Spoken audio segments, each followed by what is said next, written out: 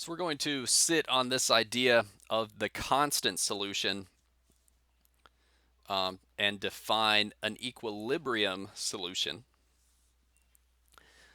We call an equilibrium solution y equals c, which solves the differential equation. So um, usually we don't call them constant solutions like we did at the end of the last example.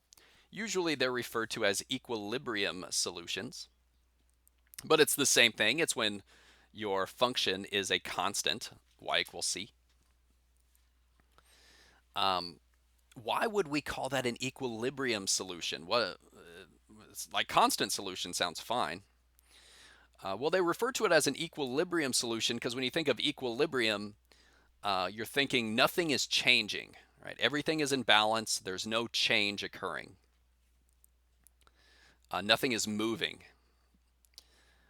Well, what would that have to do with y equals a constant? Well, if you notice, if y equals a constant, then the derivative of y is 0. So there's no change. And if there's no change, then there's no motion. We say that it's in equilibrium. Okay, so we got an example here. Find the equilibrium solutions to this differential equation, dy over dx equals y minus y to the third. Okay, we're going to find all the constant solutions, which we now refer to as equilibrium solutions. Dy over dx equals y minus y to the third. And one thing you can notice is, we see the variable x in the derivative, right, dy over dx, but you don't see x actually in the differential equations, really. It's like y prime equals y minus y to the third. There's no x involved at all. That's pretty common for these. How are we going to find the equilibrium solutions to this? Because there's more than one here. There's actually even, I think there are 3 in total.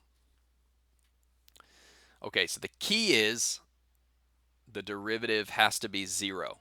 If y is a constant, then the derivative is 0. Hey, there's the derivative right there. Well, if we're going to find constant solutions, then this would have to be 0. So here's what we'll do. We'll set the derivative to 0, and we'll find whatever y values would make that work. And so we can factor out the y, giving y times 1 minus y squared. We can factor some more. 0 equals y times 1 minus y times 1 plus y. And we got 3 equilibrium solutions. Y equals 0, y equals 1, and y equals negative 1. Again, we're not asked to verify these, but it's not too difficult to do that, right? Y equals 0, well, sure, y equals 0, and then that's just y to the third, right? 0 to the third, and the derivative of 0 is 0, so yeah, clearly. Okay, but even y equals 1, the derivative of 1 is 0, and then you'd have 1 minus 1 cubed would equal to 0. And negative 1, well, negative 1 minus, negative 1 cubed is negative 1, so negative 1 plus 1 would equal the derivative being 0 as well. So all those would be equilibrium solutions. Okay, well, that was an extremely fast last video for this section. That wraps up 9.1. Go check out homework. Good luck.